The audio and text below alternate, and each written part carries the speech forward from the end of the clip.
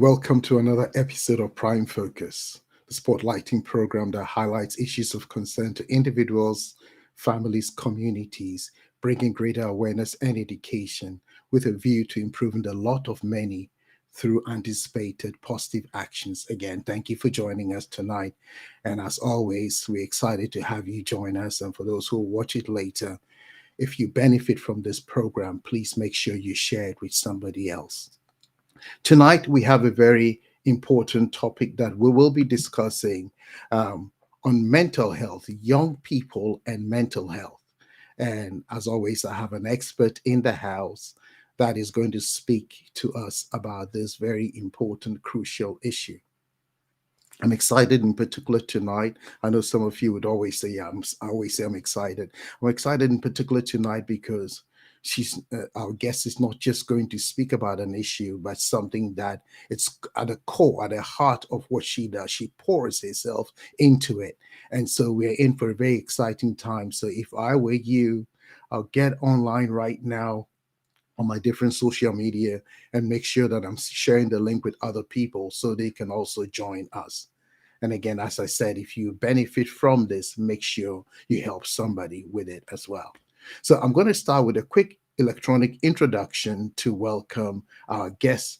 Tonight we have Anthonia Williams, who will be speaking on this very crucial subject to us. Anthonia Williams is a wife, a mother, a speaker, and a registered nurse by profession with over 18 years' experience. Her Christian faith plays an important part in her life, and she's very passionate about her community, working towards a more equitable society. She loves pouring herself into young people and has been doing so since 2016, as she believes it is an investment into our collective future. Her work done within the Peterborough area has helped parents identify county lines, grooming, and access help that is available if a young person is at risk or already involved. Anthonia is also very interested in being at the table when decisions are being made about young people. As a community influencer, she wants the BAME community to work more closely with decision makers to enable them to make positive contributions in every facet of life, including education, healthcare, economy, and media. Anthonia also sits on the county-wide scrutiny panel on police stop and search and use of force, being particularly concerned about the disproportionate targeting of young black men. Anthonia anchors corporate and private events and is a frequent speaker for organizations.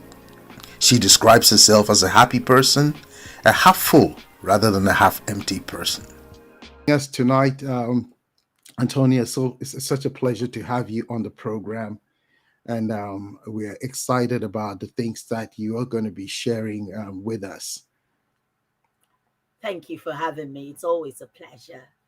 Okay, right. Okay, wonderful. Thank you so much for being here. I'm just going to start with a quick thing. As I was looking at your profile, that it talked about half full rather than half empty. Tell us a little bit about that. Well, maybe I missed out half full glass rather than half empty. So you know Okay. how um, sometimes when people are analyzing a situation Mhm. and you're kind of counting losses, I tend to see in terms of what I still have rather than what I've lost. So I'm Mm. one of those people that, regardless of what's going on, I kind of always aim for the positive because it's always going to get better. Just because something looks like it's really bad today, Mm.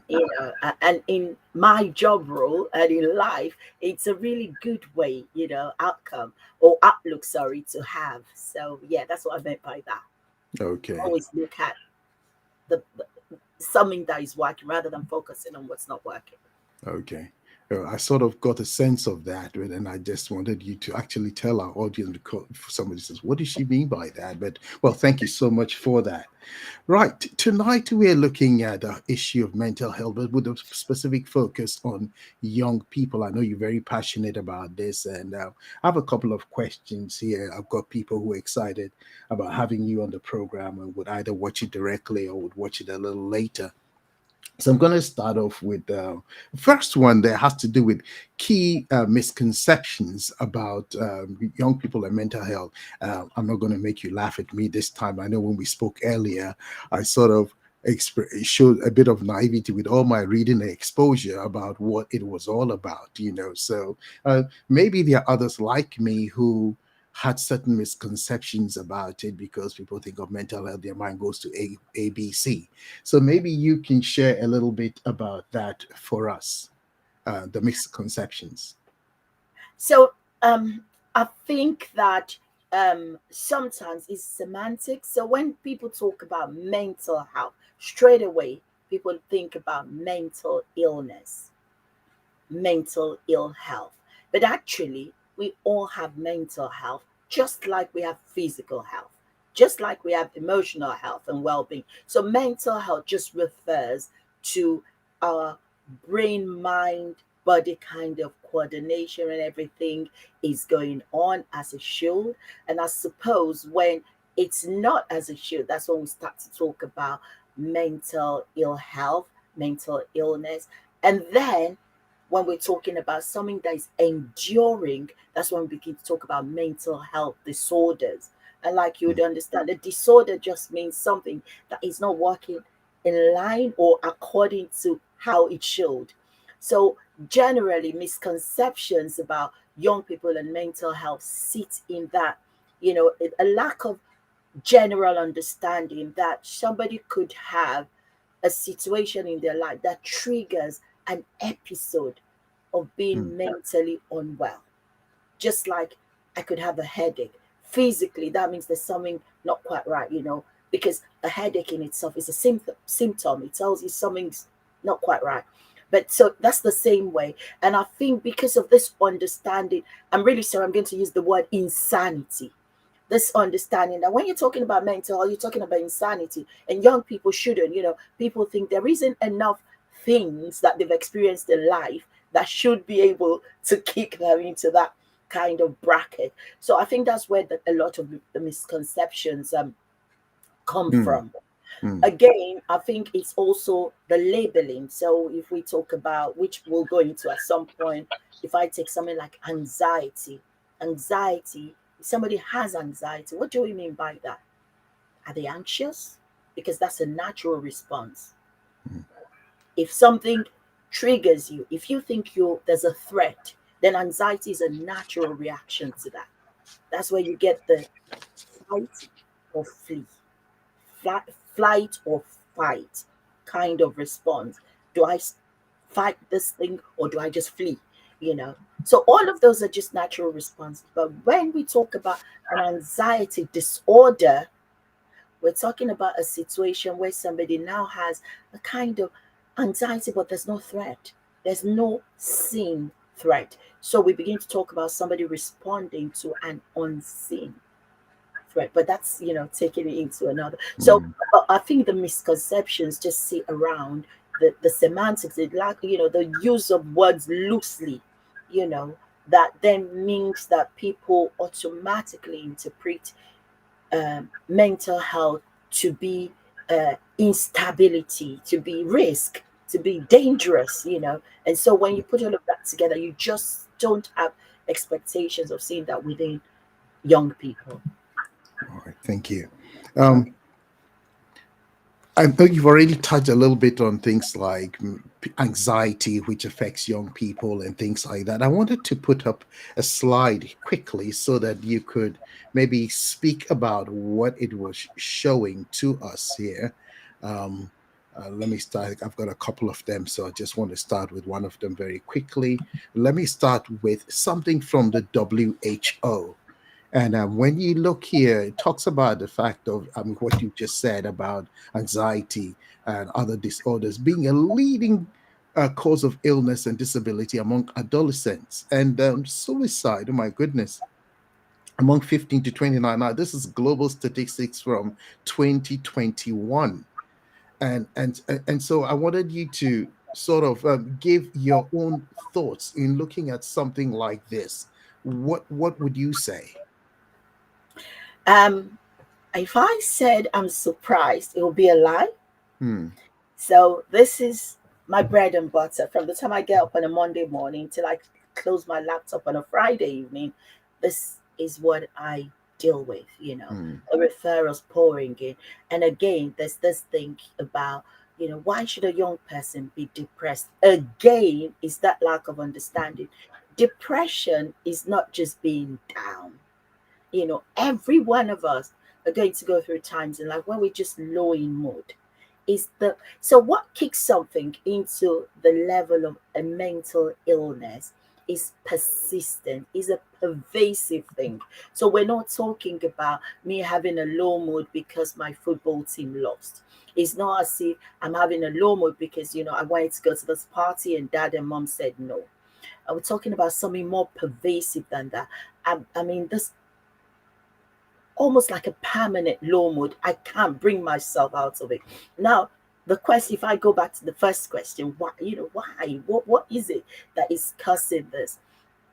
And a lot of people, believe it's social media, it's the lack of boundaries, it's the, us mental health professionals, practitioners, a lot of us would say to you, it's not only that, it's because we have finally recognized it, Mm. acknowledged it, and we're dealing with it. It's not new, you know.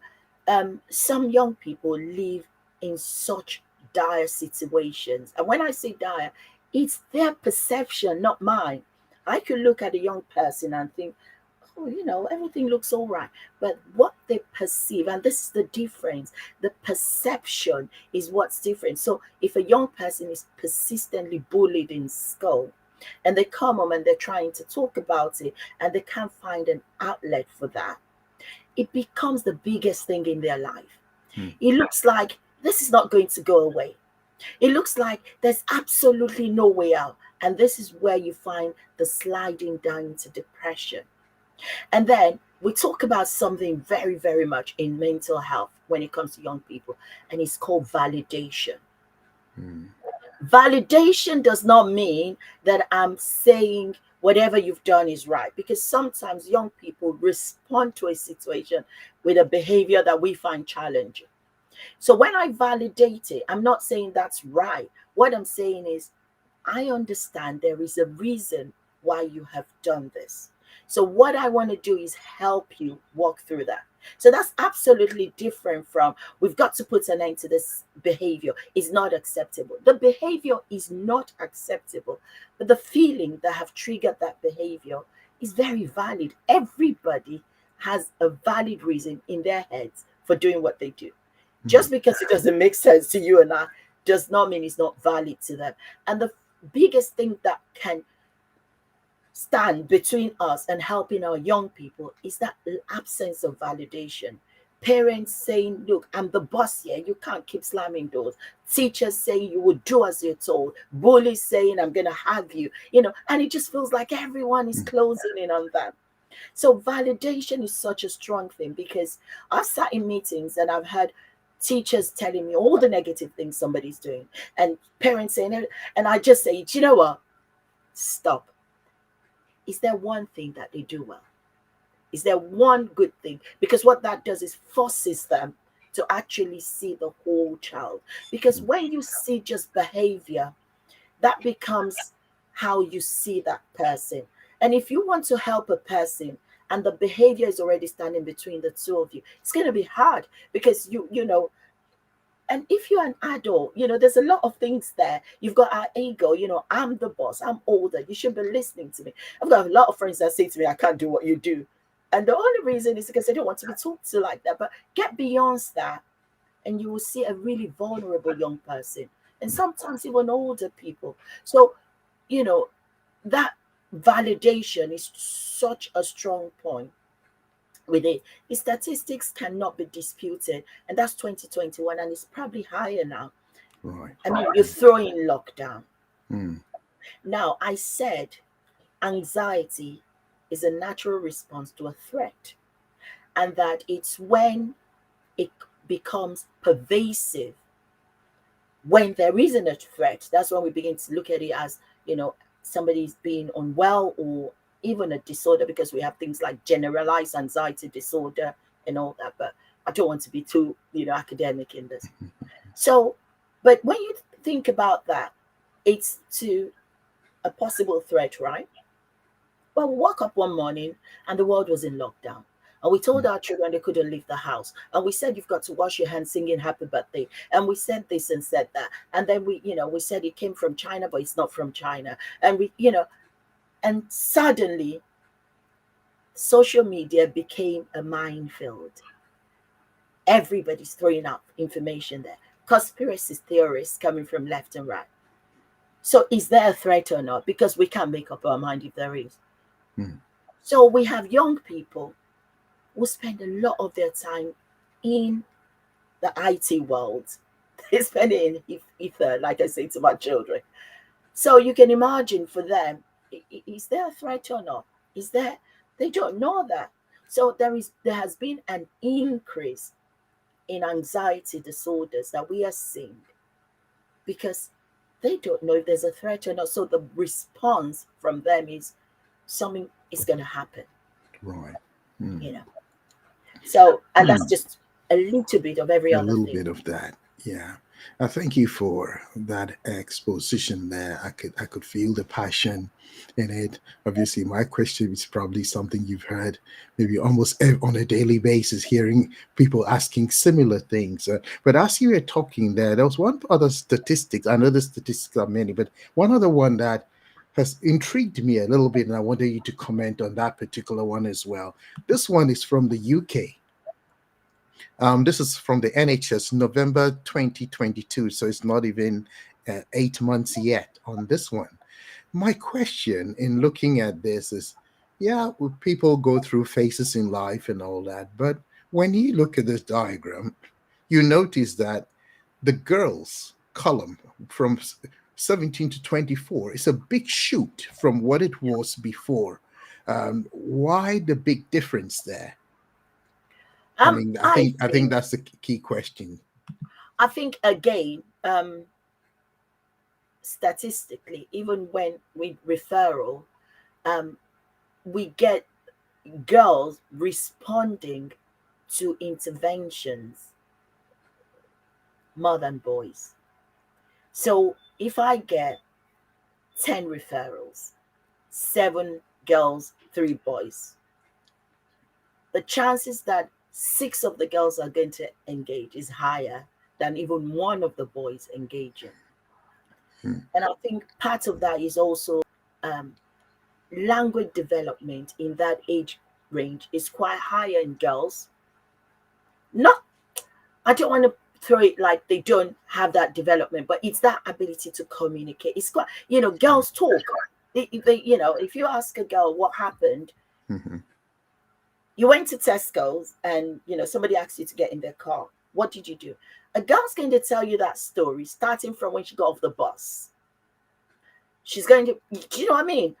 If you ask a Right. boy that in the midst of all the grunts and I don't know, you'll probably just get an idea that yeah, at some point somebody asked me to get in their car. Do you see what I mean? So it's that ability to engage quickly that gives us a quick turnaround. Hmm. We're able to get so one of the things our first recommendation with the mental health is always talking therapies. We wouldn't go for medication.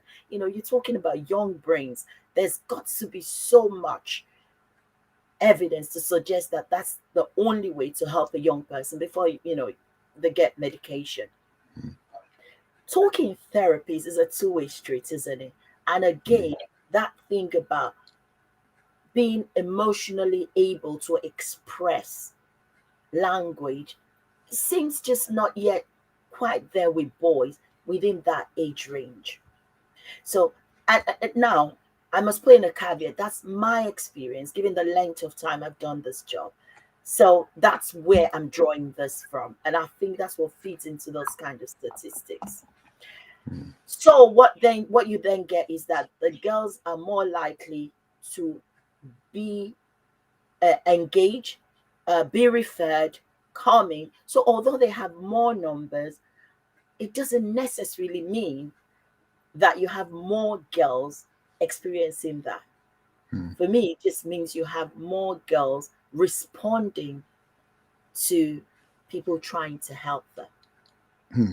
Yeah, I think I like that point that you make. Again, I think it will disabuse many people of from the wrong perception, because now that you've explained it, I can also see when somebody says, "Oh, crime numbers are high." No, reporting is better. That's why crime numbers would be high, and so on and so forth. Yes. So, thank you so much for that insight there.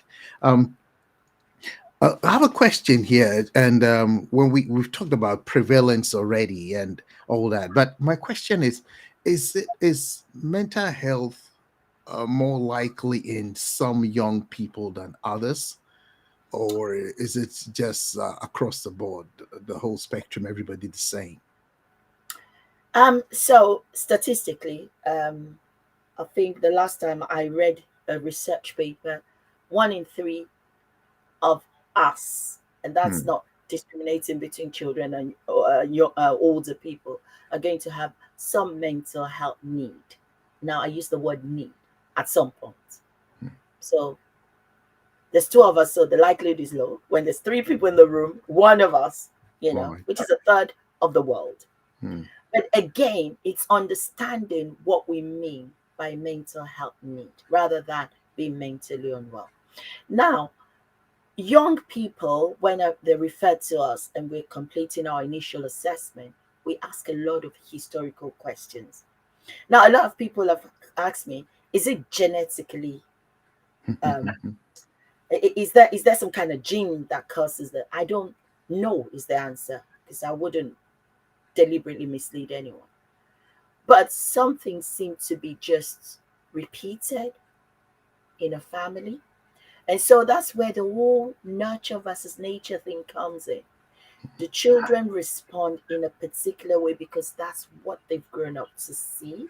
So if a young person is brought up in a home where both parents have mental health needs, and that's another thing entirely, it's quite bad now, where you've got real severe mental health needs, dad repeatedly section, that's got, a diagnosis of schizophrenia, mom has um, maybe used drugs at some point and now she's become damaged from that, and then there's mental health needs that have arisen from that and all that, and a young child or children are brought in and brought up in that home. And it's about response. If you look at mental health, it sits within response. So a lot of times we can travel this journey called life and just trundle along. A lot of times a trigger to a mental health situation is always something that comes along unexpectedly. So say a family is doing all right, everything's fine, two up, two down, dad loses his job, there's a lot of debt collectors come, they go into living in social housing. Then they go into a block of flats where, the drunks, and this is not me stereotyping. I'm just picking, Hmm. trying to create a picture here. And all of that plays in. And then that child has to start responding to the environment that they're in. But there is a yearning for what they knew. And nothing prepares you in life for just jumping from that kind of place to this kind of place. So there's all manners of things. Behavior is the first sign that something is not quite well. So, for example, if you've got a friend who every time you see her, she's well dressed and all, if she starts to look untidy, you naturally think, is everything all right? So we start to see a behavior pattern in a child that starts to say to us something is not quite right there. Then you've got the core that've got some kind of learning need. So we've got a learning disability core. Then you've got ASD, which is an umbrella, autistic spectrum disorder. Then you've got ADHD, and you've got some condition, and they call them not otherwise diagnosed to some. So we can't even give a Hmm. diagnosis. You've got some people with gene depletion. You've got, so there's a lot in there. Now, statistically, people with additional needs tend to have higher likelihood of mental health disorder. Hmm. And the reason for this, there's a myriad of reasons, but one of it is the ability to interact with the world. Because so we have new names for them, for all this now. We call neurotypicals and neurodivergent. Basically, neurologically, you're either typical, that means you're engaged, you can speak like me, or you're divergent. So we're not saying there's anything wrong with you, it's just that you don't engage with the world same as us. So now, for a neurotypical, if I'm walking along and you move maybe the doorway, I just go to the doorway that you've moved it to. It's not same for a neurodivergent, because now, although that door is there, in their heads, this is where I've got to go. Mm. This is the way to this. So you see that all this can be interpreted, because you've got people who start to punch walls because that's the way I want to go. And my interpretation is that's challenging behavior. So I've got to, but thankfully we don't use restraints like we Mm. used to.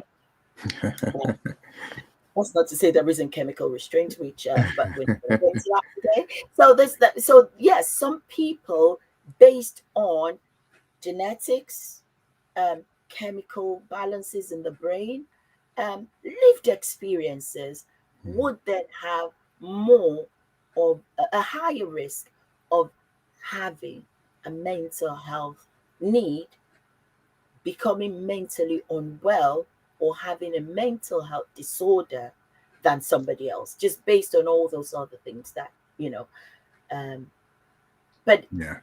is it genetically informed? I couldn't tell. I haven't, again, is an ongoing thing within research bodies about, you Mm. know, that. But Okay. yeah, Well, somebody who has ADHD, we would, if a child starts to present with that, we're likely to, yeah. So, mm. so Well, thank you so much. That's so insightful. This is so good. Those of you who are watching, please make sure you let other people hear this. This is so important. Um, I wanted to come to you touched on it, so I want to pick it up again. I'll also know that you're privy to sitting on a county line board. Yeah, so on issues that relate to young people together with the police and things like that. Let's come to the aspect of vulnerability. I mean, yes, you've given people with special conditions or neurodiverse, to use the term you used there, but let's look at when somebody keeps shutting themselves up in a, we're talking about a lockdown, constantly shut up in the remote, they're just in their own room and all that. Are there signs of things there? Should parents be more aware, or guardians should be more aware? And then obviously, when you put your child in, you're talking about certain types of housing, and it could be other places like that as well. Does it open up people to things like maybe gangs or prostitution and all these other things as well? And how should those things be addressed? So again, when there's no one size fits all with human beings, isn't it? So if it would be very unfair if I said if your child starts shutting themselves up, this means this, because that would be very unfair. Individual basis, you've got to look at everything. So if a child is shutting themselves up because it's almost GCSE and they live in a really small house and they need that place, to study, it would be, so there are various reasons. However, there's some little things that we ask parents to do. Be your child's friend. It's not as difficult as we think it is. And people say you can say that. I can say that because I've got 3 children. I had 3 children in 4 years. I had my children back to back. When I had the teenage years, I had the at once. I said to friends, there were times when I felt like I really need to move into the shed. It was intense.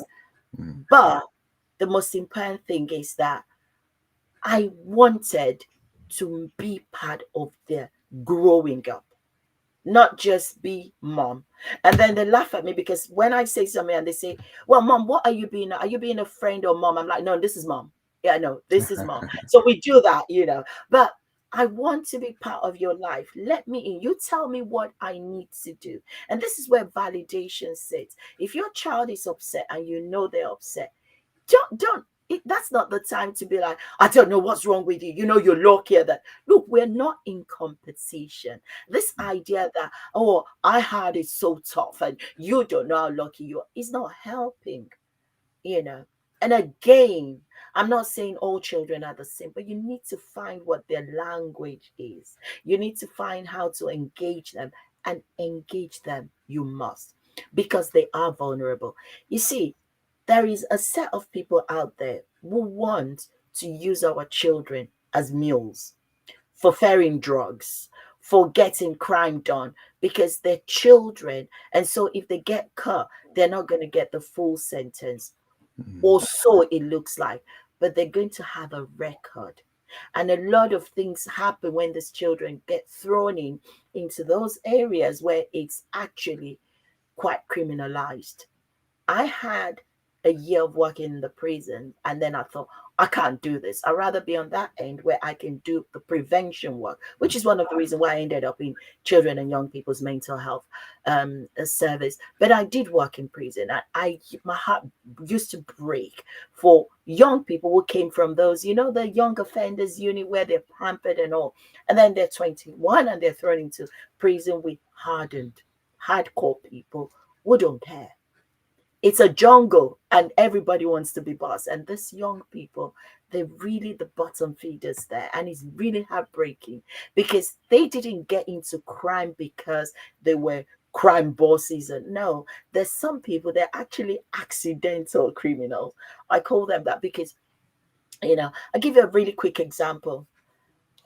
If a friend says to your 14-year-old, oh, my uncle in the US has been trying to send me money and it's not coming in. Is it okay if he puts it in your account and I'll give you £200? A 14-year-old does not think it's a crime. They think, oh, geez, I get £200 to buy that trainer. What your children need to know, and the only one who can be telling them now, is how many people exist in that boy's family that there isn't anyone else whose account they can put that money in. Think about it. Because when I had that conversation with my children, I said to them, if my brother wanted to send you money and they couldn't get it into your account, there's my account, there's dad's account, there's your sister's account, there's cousin this and that, and we come from a large family, So think about it. And they went, oh, you've got to start. Unfortunately, we've got to start making our children think like that, think like that. You've got to be very systemic in your thinking. Why me? What would, and I say to them, what's in it for them? What, and they begin to, why can't they tell their dad? If you're not breaking the law, you can always tell. If you're not telling me something, it's because you know something's wrong. So you've got to get our children are vulnerable because they're children. They're not vulnerable because they're criminals. It's just because they're children. And again, science, there's evidence that says that the frontal lobe is not fully developed yet in the teenage years, which is one of the reasons. So, for example, things like personality disorder would never be diagnosed in a teenager or a young person under 25, actually. And the reason is that you cannot have a disordered personality when your personality is not yet developed. Right. So at those teenage years, the front is no. That's why they do some really silly thing. A young person could jump off a roof thinking, oh, I'm not going to break my legs. And you think, what made you think that? Oh, yeah, because I'm going to land properly. But that's how you see what I mean? It's not deliberate. It's just this thing where they're children in big bodies. They look like adults, but their brains can't function at that level yet. So that is the biggest problem. And because of that, they make some choices, which we as adults, we as parents, we need to guide them, get in there, and start to help them channel all this. The vulnerability, honestly, is a mix of the environment. Some, you know, young people who live in deprived areas and watch TV only want something better.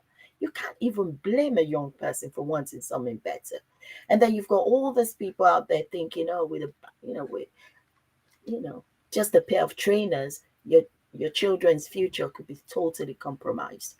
So it's not always, I mean, sometimes you throw in the fact that some young people start to use some chemicals that will then alter a lot of things. Because again, like I said, they're still developing. So when you throw in that again, it's just it's only got to make it worse. mm, So the reasoning capacity is reduced, the ability to, kind of think quickly around the risk is reduced.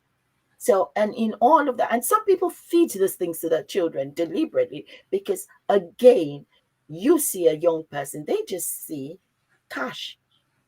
They see people that they can use for getting extra money or something. So, yes, are they vulnerable? They are. But it's not only because of their age.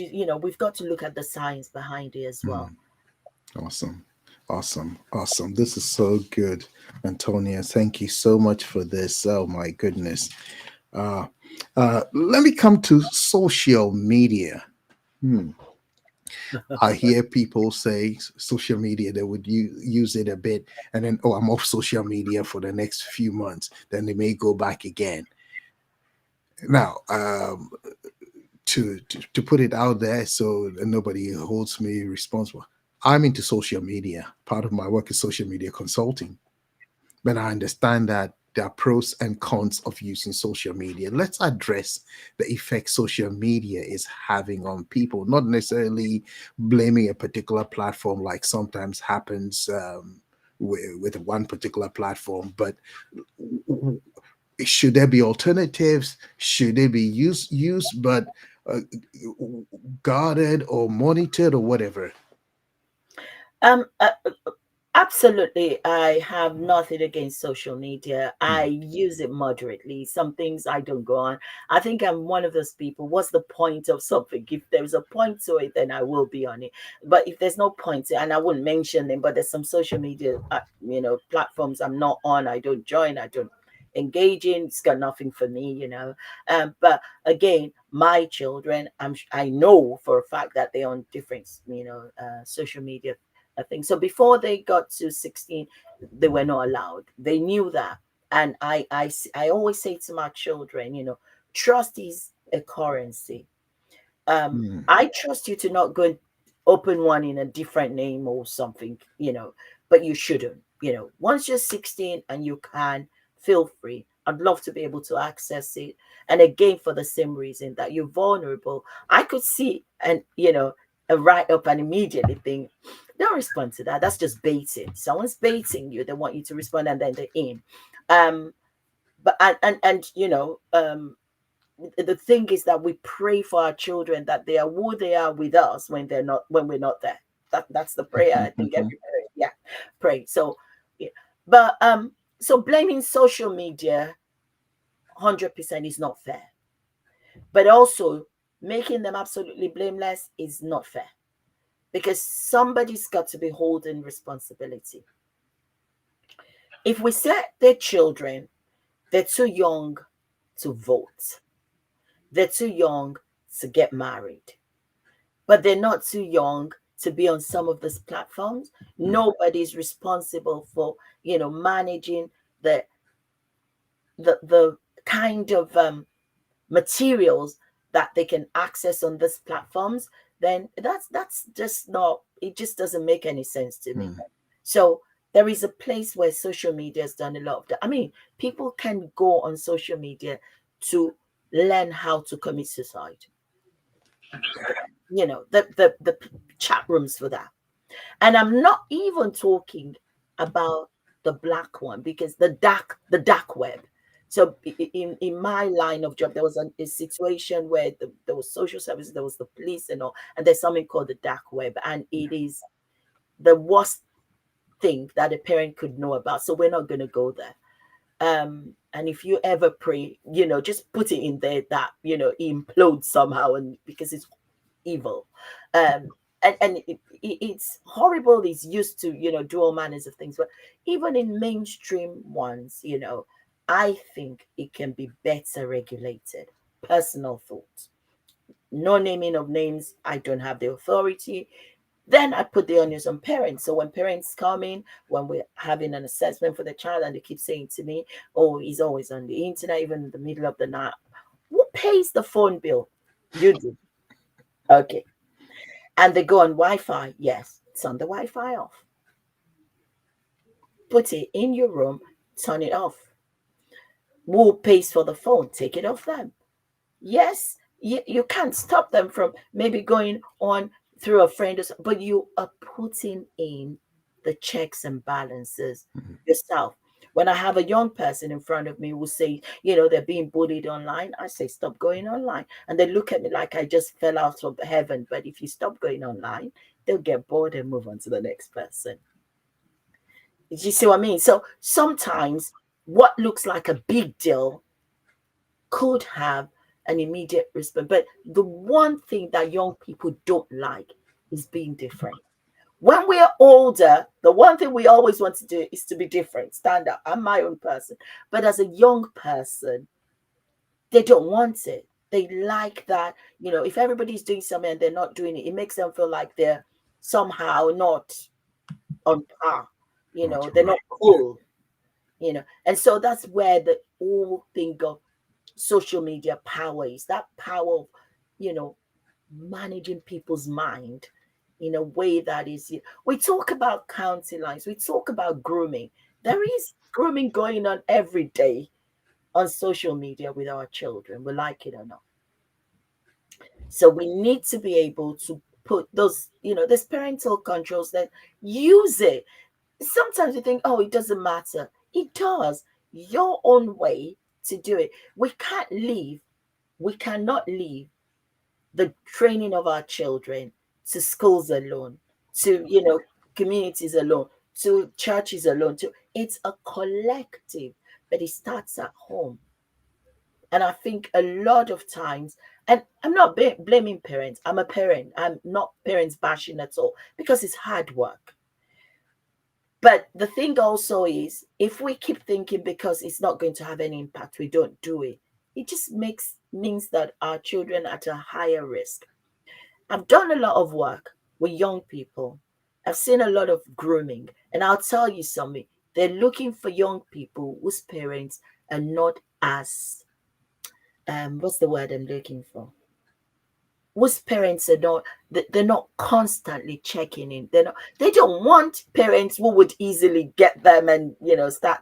They don't want it. They don't want to compete with parents. Mm. They're looking for young people who already perceive their parents as they don't care. They're always at work, but they're at work because they want to provide. Don't get me wrong, Mhm. but then they are looking for young people where. So you see, they're looking for young people where after school they see them, they're still in uniform. It's 6 o'clock, they're still walking around. Nobody's checking on these children, so they're our prime time. Do you see what I mean? Yeah, They're very systemic in the way they're looking to groom our children. We need to be systemic in the way we're standing up and saying no to them. that's right. Ooh, well, may we all receive help as parents in what we do. Yes. Oh, thank you so much for that. This is so good. This is so good. I'm sure our audience is enjoying. If you've got any questions, please put them in the chat as well so that Antonia can pick up on some of them. I want to throw in another question. Actually, before we do that, I've been making you talk for so long. Let's just take a quick break and then we'll come back again.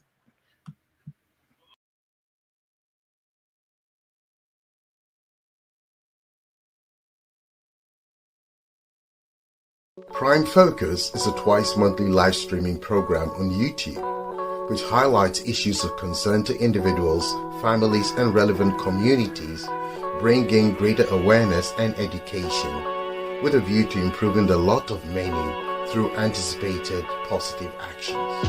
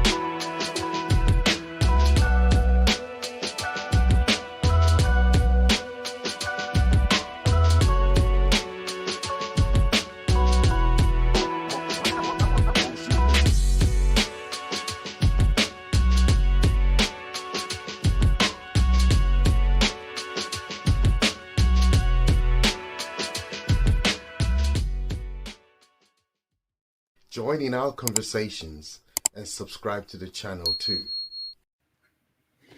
Right, Antonia, let's talk about stigmatization. I know it's a word that today people label all kinds of things, but I think, and please correct me if I'm wrong, that there's some stigmatization when it comes to issues of mental health, particularly in certain communities. And what can be done to address this? Thank you. The only panacea, the only solution to ignorance is education. You cannot undermine the place of education. So you've got communities who were not born in the Western Hemisphere, where there is a very strong link between cultural beliefs and mental health. Stigma sits there, and I'm not saying there isn't stigma about mental health, even in the developed countries, Western world, whichever name we want to call them. Um, but the issue that we have is we need to take that we need to we should take the hush hush of mental. I say to people, Rex, if you've got a headache and I come in and I see you frown and I say, are you all right? What's wrong? You wouldn't hesitate to say I've got a headache. You wouldn't. And I would be like, oh, do you want some paracetamol or anything? Or have you had a drink of water? It's always easy. But if you're not sleeping at night because you've got thoughts tumbling all over your head, and I see you not, and I say to you, is everything go right? Oh, yeah. Because in your head or mind, you're thinking, I don't want to thinking I'm crazy. So there is two things there. Perception, your perception that somebody's going to think you're crazy anyway. And that's where stigma sits. Stigma sits in that hiding, making it seem like, you know, it's such, it's something that doesn't happen to Mm, other people. It does, you know. mm, When, for example, one of the treatments for, I don't want to move it, is it depression, anxiety, SSRIs, which is serotonin reuptake inhibitors. Basically, it blocks the reuptake of serotonin so that, and that's what it does. So that means there is an overflow of serotonin available, and it blocks it. And that's what brings the stability. So if you think about the way the medication works, sometimes I know there's some that kind of, they're more like making you feel like drowsy and all. So you've got the uppers, the downers, and you've got the mood stabilizers and all.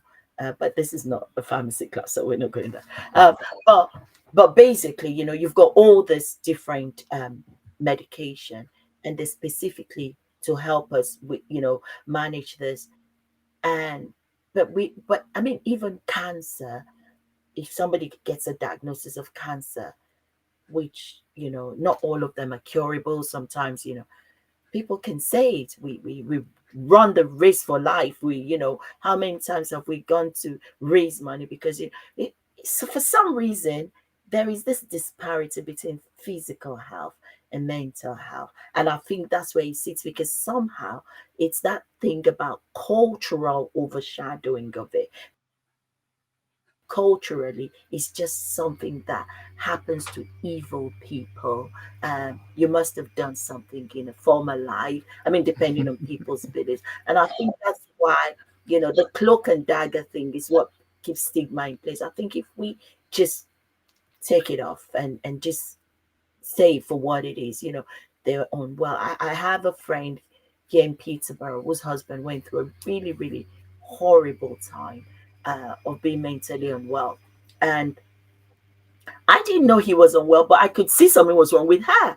She'd come to school runs, during school runs, and she just became, and when I say a shadow of herself, I mean it's both literally and, and everyone kept saying to her, you're right, and she kept it until one day something really bad happened, and he threatened to, I think, attack the children. And she had to call the police, and he was sectioned. As we speak, this gentleman works, he's an engineer, he's at work and all that.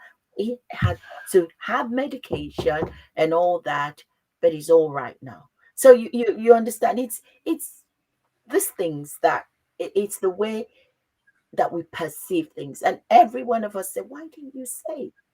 How could you? It could have been another. It could have actually attacked. It could have actually done something. It could have ended up in the criminal justice system because it was mm, very unwell, and it didn't happen overnight. He was deteriorating, and you came and sat with us, but you didn't talk to us.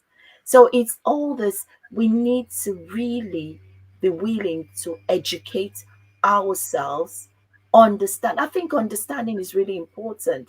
If somebody says to me that the reason why you're not able to think well is because you're not sleeping well, it makes sense. So it's all this thing. That's why when we talk about mental health, we begin to talk about how the physical health and the mental coexist. And when you're very well in yourself, your mental health is fine. And sometimes the mental health needs that we see is because physically there's something wrong that we're not taking care of. But I always say this when I talk to parents, because people want you to just tell them this is what's wrong with your child. And I say, unfortunately, it's not that straightforward. So if you go to the GP because something is wrong with you, they take a blood sample, they check for your full blood count, liver, this, that, and they can tell you, you know, this is where the issue is. It's not same for mm, mental health. You've got to do the behavior. I try to interpret it. Then I ask you, okay, when he does this, what do you do? And then I have to go back, and then I have to use evidence base to work out this is likely the issue. Then I have to try to engage this young person. And sometimes they do not want to be engaged, thank you. And then I've got to find an alternative. So it's not always straightforward. But then when we are all working together, that is home, us, school, of our results are always fantastic. Always. mm. Right. Okay. I think I'm echoing there, I think. Anyway, um, I just wanted to, based on when you were talking, my mind was picturing two scenarios. I'll put them together and then you can answer them separately if you want to. One is faith based communities and how they look at mental health.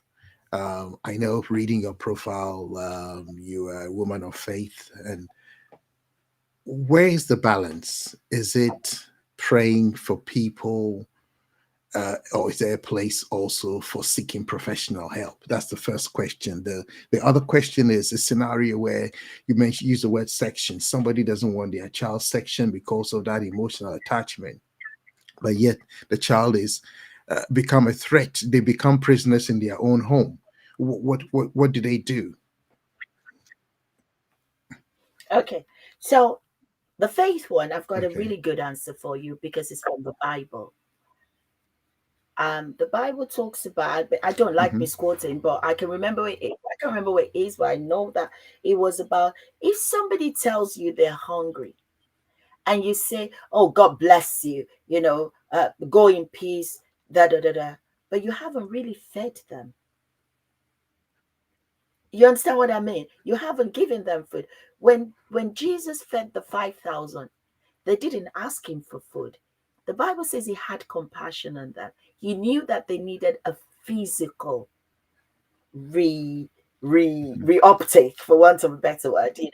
So he said, we need to feed them. And the disciples looked at the multitude and said, well, we got to send them away. The Bible says Jesus had compassion on them because he knew they had been there all day. So, did you know that there was a boy with five loaves of three loaves of bread and five fish? I don't know. God knows. Did you know that? And I've always thought that there were people there that had food, but thought, well, there's too many of us. So it was basically the one, but it was a physical health need that he was meeting. So he did it. Then somebody else would tell me about what about when he cast something out, and all that. As Christians, I'm a very, very convinced Christian, convicted. And I know that there's the spiritual. You can rebuke the spirit behind it. But if somebody needs help, like I said, the medication is always the last resort anyway. Although I noticed something about medication to young people, I'll go there in a bit. But you can immediately help. You can't just say, and you can pray. You can, oh gosh, you can pray. Your parents, you can pray. You've got a prayer group, you can pray. But you can also walk into your son or your daughter's room and say, look, I noticed your behavior's changed, and is everything all right? Look, I'm not a specialist at this, but I can come with you to the GP. Let's go see. There is an assumption that they will refuse it, but you haven't asked yet. Now, about sectioning. Sectioning is legal. We section to treat. You don't section to hold people. You section to treat. There's 28 days you can hold somebody for. After that, it's either they consent, they don't consent to treatment. You've got to get an independent. It's not as straightforward as people think. But the first section is sectioned for treatment. So assessment and treatment. Because that person does now not have insight into their own needs. So the section is to complete an assessment and treat.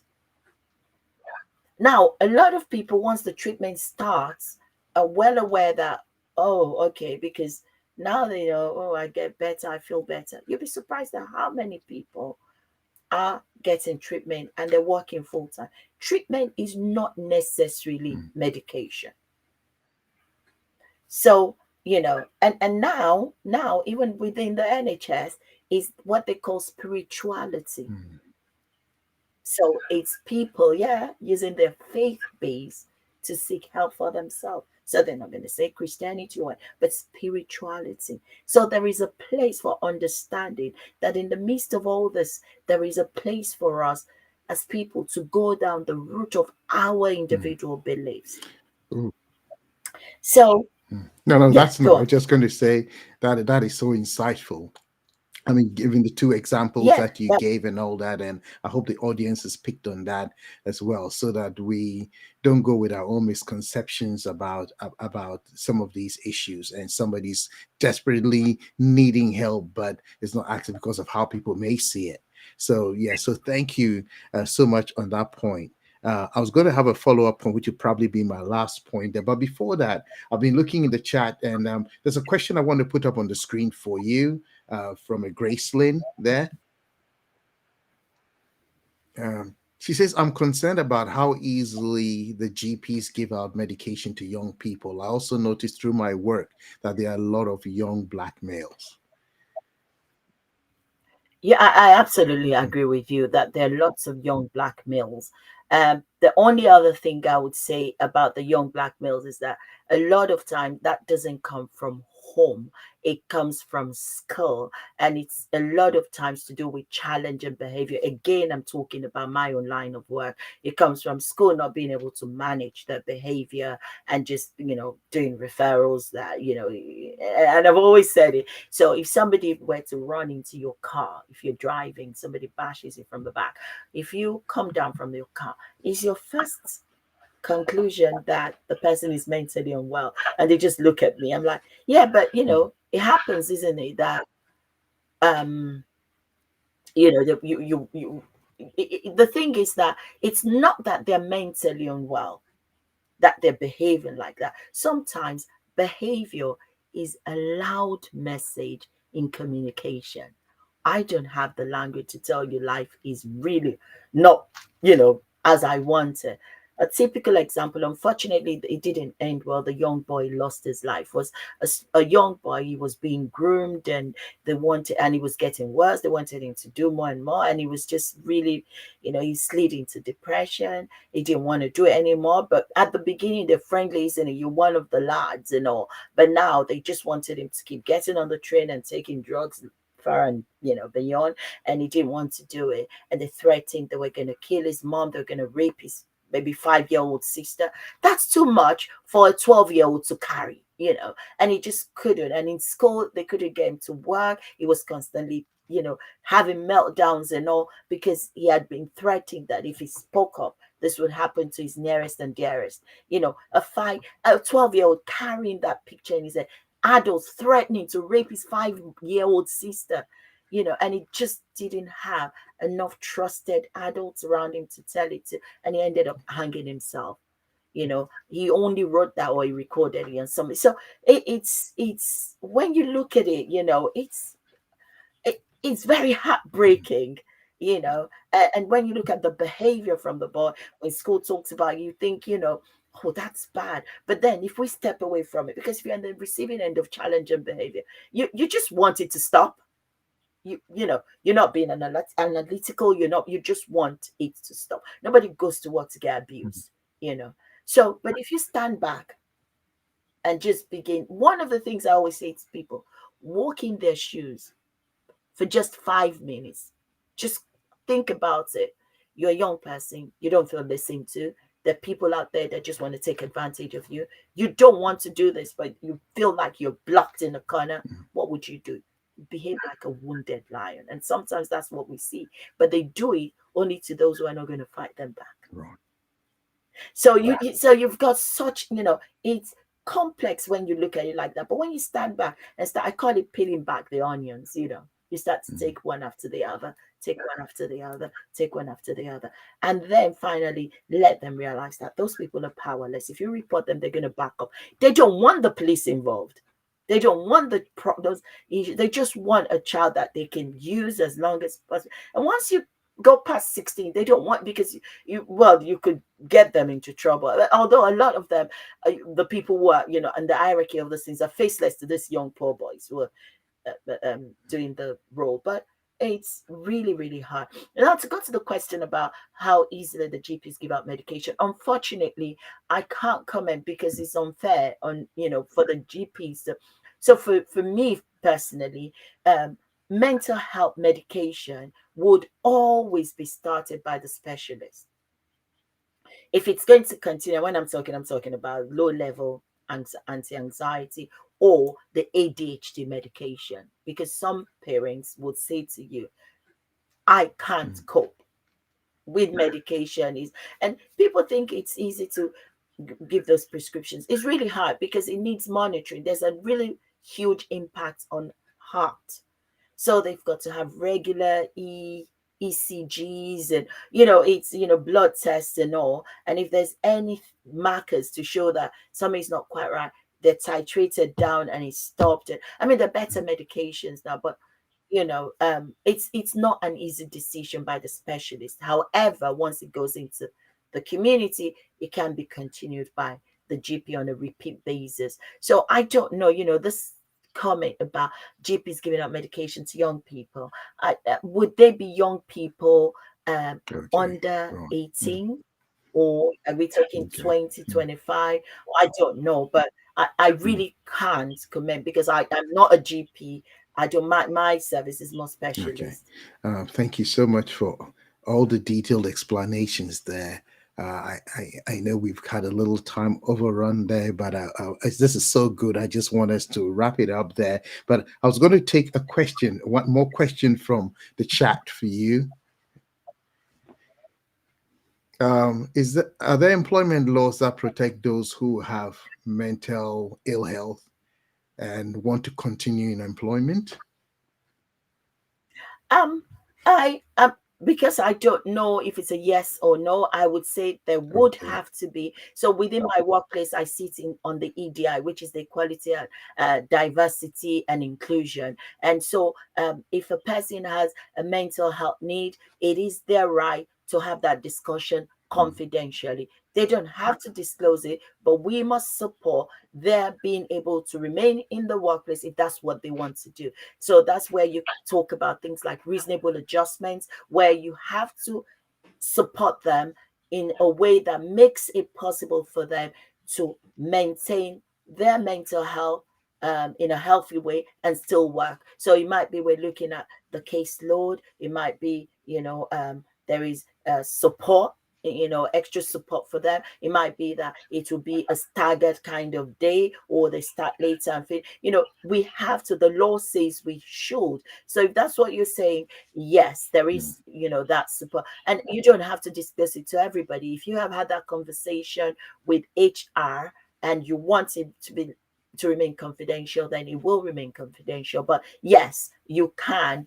I mean, risks considered, if somebody's diagnosis is such that they might not be able to continue in a particular role. So, say somebody was schizophrenic and they're not, because schizophrenia and some particular mental health condition are quite resistant to medication. So you've got to be careful, because you don't. And also, if they're then constantly assessing people or being in situation that would trigger it for them, then that, I mean, but it all sits within mm, reasonable adjustment. But yes, people can remain in work um, if if they've got mental health needs. And even the workplaces now are now supporting a lot of emotional health and well-being. We've got hubs within the workplace, and if there's this support, even if you want to go out, occupational health can support you. So yeah, mm. yeah. I think as a nation we're doing better when it comes to mental health, understanding it, but not with young people, Okay. unfortunately. Thank you so much for that, Antonia. Thank you for the audience, the questions you've been asking. Thank you for all the comments. Interesting, very true. Thank you all for all that. Very informative. I want to come to the last question, probably put one into you. Touch on it a little bit about where to get help. So I've got my question here. What do you say to a family or young person who feels that their symptoms or they need help? What do they do? I mean, Okay. I've had scenarios where I've had people who I didn't know well feel so distressed that they'll talk to me and say, I'm having a problem with my son. He's not been going to school. I believe he's being bullied and all those sort of things. What do they do? Are there services in schools, and for those working, where do they get help? So first and foremost, my information will be restricted to Okay. Cambridgeshire, which is the region that I'm in. But I think if you go to whichever is the trust in where you live, they should have information regarding access to mental health needs. So in Cambridgeshire, what they done was a few years ago they launched the primary mental health service, which sat within GP practices, so that if somebody went to their GP and they talked about, because mental health has always sat in secondary care, but so it's been brought Mm, into primary health care so that it's accessible immediately. That again, there's some self referral services available, mostly adults. But if it's a young person, schools now, within the Cambridgeshire region, should have the emotional health and well-being support. And some schools have their own mental health um, kind of link worker, who can do a quick. So every school should have somebody who's done the first aid in mental health. It's really important. In fact, I would go as far as saying churches, businesses should have like just as we have somebody for first aid in physical, first aid. We should have a first aid mental worker, because they're really good at those early identification and mm, prevention. Actually, with mental health, there's a lot of preventive things that we can do. Reduce stress.